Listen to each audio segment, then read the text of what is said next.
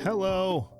Welcome to the Free Bin, Toledo, Oregon Public Library's podcast. I'm Harrison, and I'm alone today because I'm going to be reading you a story. Well, that's not the reason I'm alone. That's actually, I got cause and effect reversed there. I'm reading you a story because I'm alone today. That's better. I am going to be reading you a story by Ambrose Bierce. Before we do that, I want to tell you what we've got coming up. There we go. August 11th at 6 p.m., we're having a community conversation about accessibility in the library as part of our grant from the ALA, our Libraries Transforming Communities grant. We're looking to make things more universally accessible and user-friendly around here. So come on down and tell us what you'd like to see. We want to get input. We want to get feedback. And that's all happening August 11th, 6 p.m., open to the public. Come and chat. We have a Super Smash Bros. Ultimate tournament coming up August 22nd at 1 p.m. Registration is required for that. Please come in early and let us know any custom controller configurations or needs you may have so we can get those set up and arranged in advance so that on the day of, when all our competitors come here, we can just plug in and go and not have to, worry about everybody setting up everything in advance. We want to have that ready for you so you don't have to worry about it. You can just come in and play. And if you are not playing, come down and watch. It's a pretty good spectator sport. It's a very, it's a dynamic thing to watch. It's a very frenetic game, and watching people play who know what they're doing is quite impressive. And we have a lot of good Smash Brothers players here in our community. So we're hoping to see you for that as well. And then on August 25th at 6 p.m., we have a video visit with Australian fantasy author Melanie Sellier. Yes. She's going to be joining us by Zoom in our meeting room downstairs. Registration is also required for this. And let us know, sign up, and come down and meet an author. All right. I'm going to get right down to it here. Ambrose Bierce was born June 24th, 1842. Bierce was an American author, journalist, and poet, and he was a Civil War veteran. He sustained a traumatic brain injury at the Battle of Kennesaw Mountain in 1864, and when he returned to civilian life, he settled in San Francisco, and there gained renown as a journalist and editor. He was also a prolific fiction writer as well, and we'll be reading one of his short stories today. H.L. Mencken called Bierce, quote, the one genuine wit that these states have ever seen. Kurt Vonnegut called Bierce's An Occurrence at Owl Creek Bridge, quote, the greatest American short story. I remember reading that in school. I think that was one of the, if not the first Bierce story that I read. It may be, if you're not real familiar with his work, you may be familiar with that story. It's a great story. Yada, yada, yada. In 1913, at 71 years of age, Bierce joined up with Mexican revolutionary Pancho Villa's army as an observer. In a letter to his colleague and friend Blanche Partington, dated December 26, 1913, he wrote, quote, as to me, I leave here tomorrow for an unknown destination. After this, somewhere around Chihuahua City, Bierce disappeared. Theories abound as to what might have happened, whether he was captured and executed by the Huertistas down there, or maybe he had a falling out with Pancho Villa himself, or maybe he just left to live a quiet life away from the spotlight, or maybe, left this world of his own accord somehow. There's been a lot written, a lot speculated, both in fiction and nonfiction. But it is one of those big mysteries. What happened to Ambrose Bierce? Now, today's story was first published in the San Francisco Examiner in 1899. It's a science fiction tale about the possibility of sentient machines, but you'll notice that the word robot is never used. That's because the word robot, created by Czech writer Karel Čapek for his 1920 play RUR, was not invented yet, and it wouldn't come to the English language until around 1923 when that work was translated. All right, let's start our story. Moxon's Master by Ambrose Bierce. Are you serious? Do you really believe that a machine thinks? I got no immediate reply. Moxon was apparently intent upon the coals in the grate, touching them deftly here and there with the fire poker till they signified a sense of his attention by a brighter glow. For several weeks, I had been observing in him a growing habit of delay in answering even the most trivial of commonplace questions. His air, however, was that of preoccupation rather than deliberation. One might have said that he had something on his mind. Presently, he said, "What is a machine? The word has been variously defined. Here is one definition from a popular dictionary. Any instrument or organization by which power is applied and made effective or a desired effect produced." Well then, is not man a machine? And you will admit that he thinks or thinks he thinks. "If you do not wish to answer my question," said I rather testily, "why not say so? All that you say is mere evasion. You know well enough that when I say machine, I do not mean a man, but something that man has made and controls." "When it does not control him," he said, rising abruptly and looking out of a window, whence nothing was visible in the blackness of a stormy night. A moment later he turned about and with a smile said, "I beg your pardon. I had no thought of evasion. I considered the dictionary man's unconscious testimony suggestive and worth something in the discussion. I can give your question a direct answer easily enough. I do believe that a machine thinks about the work that it is doing."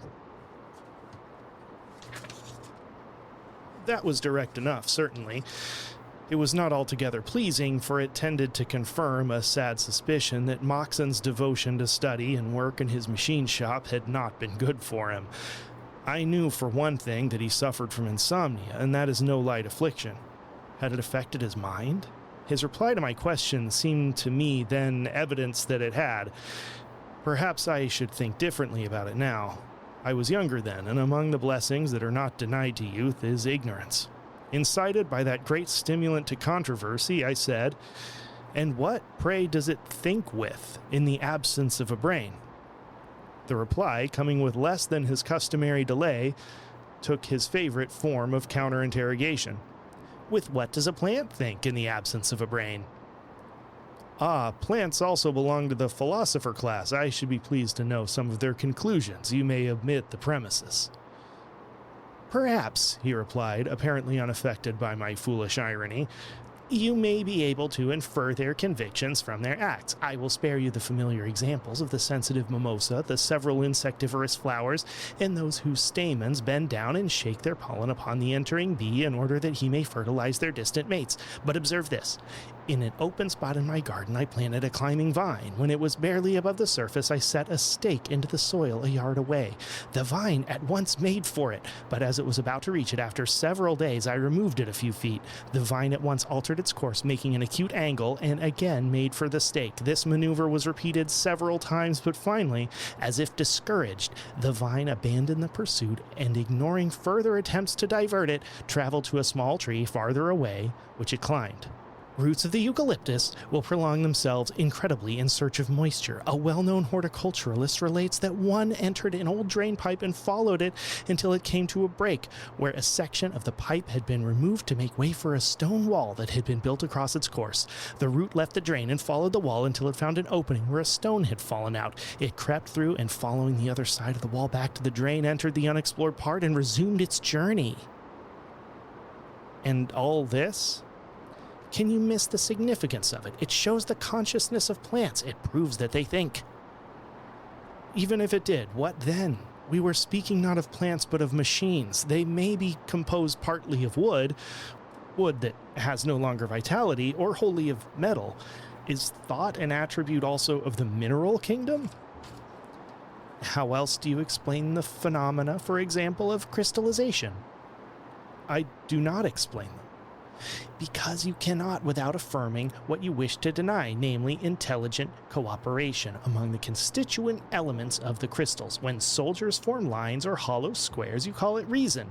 When wild geese in flight take the form of a letter V, you say instinct. When the homogeneous atoms of a mineral, moving freely in solution, arrange themselves into shapes mathematically perfect, or particles of frozen moisture into the symmetrical and beautiful forms of snowflakes, you have nothing to say. You have not even invented a name to conceal your heroic unreason. Moxon was speaking with unusual animation and earnestness. As he paused, I heard in an adjoining room known to me as his machine shop, which no one but himself was permitted to enter, a singular thumping sound as of someone pounding upon a table with an open hand. Moxon heard it at the same moment, and visibly agitated, rose and hurriedly passed into the room whence it came. I thought it odd that anyone else should be in there, and my interest in my friend, with doubtless a touch of unwarrantable curiosity, led me to listen intently, though, I am happy to say, not at the keyhole. There were confused sounds as of a struggle or scuffle. The floor shook. I distinctly heard hard breathing and a hoarse whisper which said, "Damn you!" Then all was silent, and presently Moxon reappeared and said, with a rather sorry smile, "Pardon me for leaving so abruptly. I have a machine in there that lost its temper and cut up rough."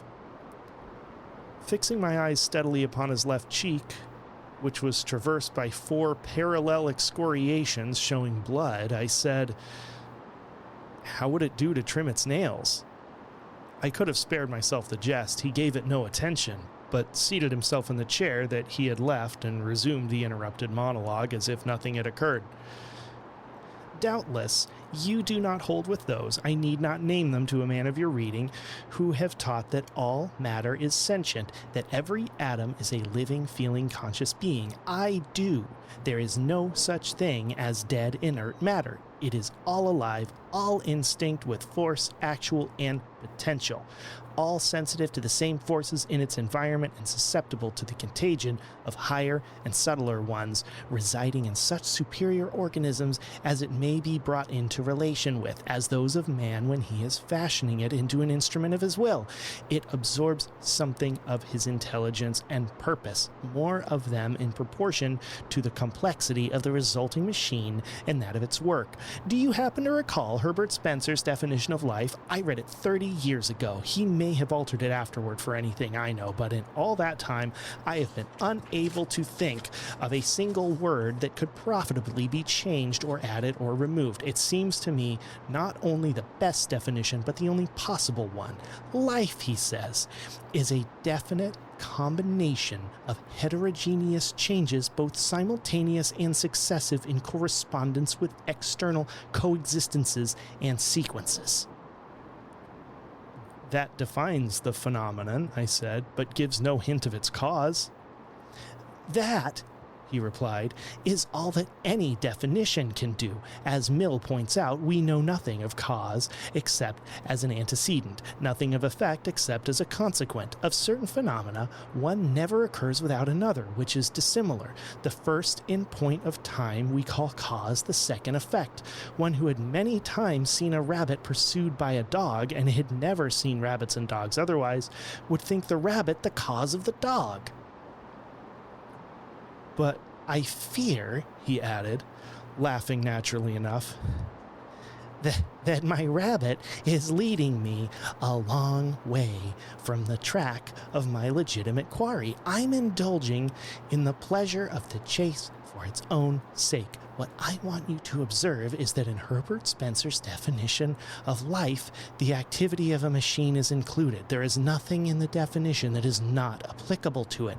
According to the sharpest of observers and deepest of thinkers, if a man during his period of activity is alive, so is a machine when in operation. As an inventor and constructor of machines, I know that to be true. Moxon was silent for a long time, gazing absently into the fire. It was growing late, and I thought it time to be going, but somehow I did not like the notion of leaving him in that isolated house, all alone except for the presence of some person of whose nature my conjectures could go no further than that it was unfriendly, perhaps malign. Leaning toward him and looking earnestly into his eyes while making a motion with my hand through the door of his workshop, I said, "Moxon, whom have you in there?"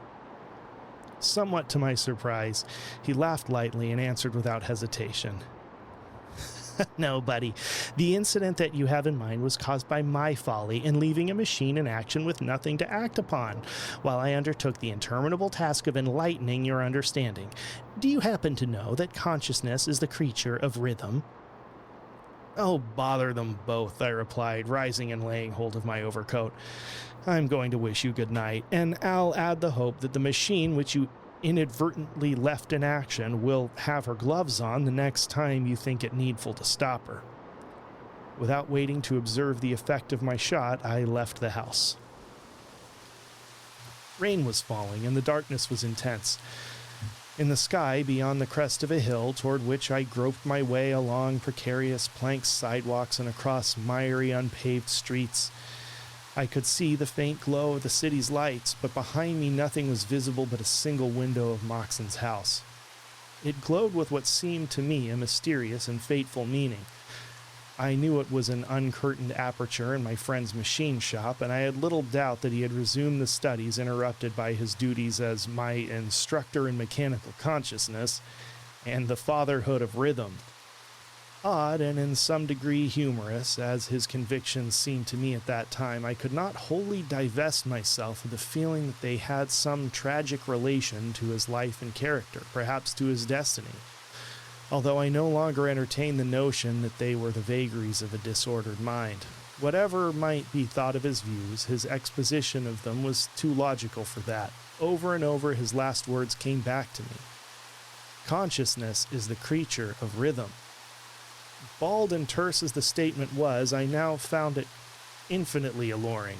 At each recurrence it broadened in meaning and deepened in suggestion. Why, here, I thought, is something upon which to found a philosophy. If consciousness is the product of rhythm, all things are conscious, for all have motion, and all motion is rhythmic. I wondered if Moxon knew the significance and breadth of his thought, the scope of this momentous generalization, or had he arrived at his philosophic faith by the tortuous and uncertain road of observation? That faith was then new to me, and all Moxon's expounding had failed to make me a convert, but now it seemed as if a great light shone about me, like that which fell upon Saul of Tarsus, and out there in the storm and darkness and solitude I experienced what Lewes calls the endless variety and excitement of philosophic thought. I exulted in a new sense of knowledge, a new pride of reason. My feet seemed hardly to touch the earth. It was as if I were uplifted and borne through the air by invisible wings.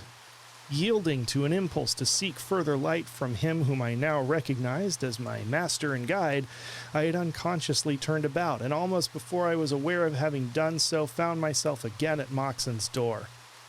I was drenched with rain, but felt no discomfort. Unable in my excitement to find the doorbell, I instinctively tried the knob. It turned, and entering, I mounted the stairs to the room that I had so recently left. All was dark and silent. Moxon, as I had supposed, was in the adjoining room, the machine shop. Groping along the wall until I found the communicating door, I knocked loudly several times, but got no response, which I attributed to the uproar outside, for the wind was blowing a gale and dashing the rain against the thin walls and sheets. The drumming upon the shingle roof spanning the unceiled room was loud and incessant. I had never been invited into the machine shop, had indeed been denied admittance, as had all others, with one exception, a skilled metalworker of whom no one knew anything, except that his name was Haley and his habit silence. But in my spiritual exaltation, discretion and civility were alike forgotten, and I opened the door. What I saw took all philosophical speculation out of me in short order. Moxon sat facing me at the farther side of a small table, upon which a single candle made all the light that was in the room. Opposite him, his back toward me, sat another person. On the table between the two was a chessboard. The men were playing. I knew little of chess, but as only a few pieces were on the board, it was obvious that the game was near its close. Moxon was intensely interested, not so much, it seemed to me, in the game as in his antagonist, upon whom he had fixed so intent a look that, standing though I did directly in his line of vision, I was altogether unobserved. His face was ghastly white, and his eyes glittered like diamonds. Of his antagonist I had only a back view, but that was sufficient. I should not have cared to see his face. He was apparently not more than 5 feet in height, with proportions suggesting those of a gorilla, a tremendous breadth of shoulders, thick, short neck, and broad, squat head, which had a tangled growth of black hair and was topped with a crimson fez. A tunic of the same color, belted tightly to the waist, reached the seat, apparently a box upon which he sat. His legs and feet were not seen. His left forearm appeared to rest in his lap. He moved his pieces with his right hand, which seemed disproportionately long. I had shrunk back and now stood a little to one side of the doorway and in shadow. If Moxon had looked farther than the face of his opponent, he could have observed nothing now except that the door was open. Something forbade me either to enter or to retire, a feeling, I know not how it came, that I was in the presence of an imminent tragedy and might serve my friend by remaining. With a scarcely conscious rebellion against the indelicacy of the act, I remained. The play was rapid. Moxon hardly glanced at the board before making his moves, and to my unskilled eye seemed to move the piece most convenient to his hand, his motions in doing so being quick, nervous, and lacking in precision. The response of his antagonist, while equally prompt in the inception, was made with a slow, uniform, mechanical, and, I thought, somewhat theatrical movement of the arm that was a sore trial to my patience. There was something unearthly about it all, and I caught myself shuddering. But I was wet and cold. 2 or 3 times after moving a piece, the stranger slightly inclined his head, and each time I observed that Moxon shifted his king. All at once the thought came to me that the man was dumb, and then that he was a machine, an automaton chess player. Then I remembered that Moxon had once spoken to me of having invented such a piece of mechanism, though I did not understand that it had actually been constructed. Was all his talk about the consciousness and intelligence of machines merely a prelude to eventual exhibition of this device? Only a trick to intensify the effect of its mechanical action upon me and my ignorance of its secret? A fine end, this, of all my intellectual transports, my endless variety and excitement of philosophic thought. I was about to retire in disgust when something occurred to hold my curiosity. I observed a shrug of the thing's great shoulders, as if it were irritated. And so natural was this, so entirely human, that in my new view of the matter it startled me. Nor was that all, for a moment later it struck the table sharply with its clenched hand. At that gesture, Moxon seemed even more startled than I. He pushed his chair a little backward, as in alarm. Presently Moxon, whose play it was, raised his hand high above the board, pounced upon one of his pieces like a sparrowhawk, and with the exclamation, "Checkmate!" rose quickly to his feet and stepped behind his chair. The automaton sat motionless.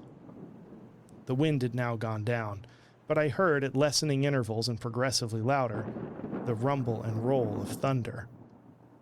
In the pauses between, I now became conscious of a low humming or buzzing, which, like the thunder, grew momentarily louder and more distinct. It seemed to come from the body of the automaton and was unmistakably a whirring of wheels. It gave me the impression of a disordered mechanism which had escaped the repressive and regulating action of some controlling part, an effect such as might be expected if a pawl should be jostled from the teeth of a ratchet wheel. But before I had time for much conjecture as to its nature, my attention was taken by the strange motions of the automaton itself. A slight but continuous convulsion appeared to have possession of it. In body and head, it shook like a man with palsy or an ague chill, and the motion augmented every moment until the entire figure was in violent agitation. Suddenly it sprang to its feet, and with a movement almost too quick for the eye to follow, shot forward across table and chair with both arms thrust forth to their full length. The posture and lunge of a diver. Moxon tried to throw himself backward out of reach, but he was too late. I saw the horrible thing's hand close upon his throat, his own clutch its wrists. Then the table was overturned, and candle thrown to the floor and extinguished, and all was black dark. But the noise of the struggle was dreadfully distinct, and most terrible of all were the raucous, squawking sounds made by the strangled man's efforts to breathe. Guided by the infernal hubbub, I sprang to the rescue of my friend, but had hardly taken a stride in the darkness when the whole room blazed with a blinding white light that burned into my brain and heart and memory a vivid picture of the combatants on the floor. Moxon underneath, his throat still in the clutch of those iron hands, his head forced backward, his eyes protruding, his mouth wide open and his tongue thrust out, and, horrible contrast, upon the painted face of his assassin, an expression of tranquil and profound thought, as in the solution of a problem in chess. This I observed, then all was blackness and silence. 3 days later, I recovered consciousness in a hospital. As the memory of that tragic night slowly evolved in my ailing brain, I recognized in my attendant Moxon's confidential workman, Haley. Responding to a look, he approached, smiling. "Tell me about it," I managed to say faintly. "All about it." "Certainly," he said. "You were carried unconscious from a burning house, Moxon's. Nobody knows how you came to be there. You may have to do a little explaining. The origin of the fire is a bit mysterious, too. My own notion is that the house was struck by lightning." "And Moxon?" "Buried yesterday, what was left of him."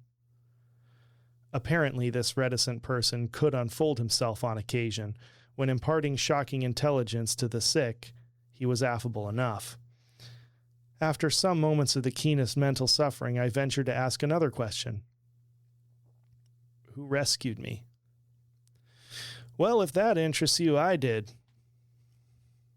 "Thank you, Mr. Haley, and may God bless you for it. Did you rescue also that, charming product of your skill, the automaton chess player that murdered its inventor?" The man was silent a long time, looking away from me. Presently he turned and gravely said, "Do you know that?" "I do," I replied. "I saw it done." That was many years ago. If asked today, I should answer less confidently.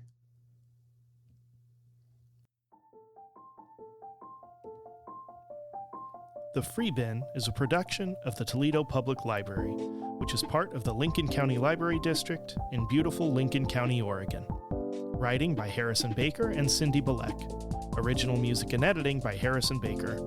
The views and opinions expressed on this program are those of the speakers and do not necessarily reflect those of any organization they represent. Good night.